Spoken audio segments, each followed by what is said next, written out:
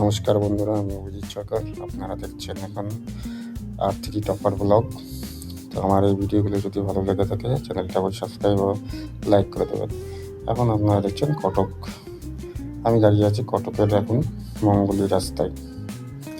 রাস্তা দেখুন কত সুন্দর, কীভাবে ওয়ান ওয়ে রাস্তা, যে রাস্তা কীভাবে পার হবো আমি বুঝতেই পারছি না। এত গাড়ি আসছে, গাড়ি আসার কোনো কম নেই। এক সাইড থেকে আসছে, এক সাইড থেকে যাচ্ছে, আপনারা দেখতে পাচ্ছেন। আর স্ট্রিট লাইটগুলো দেখুন কত সুন্দর।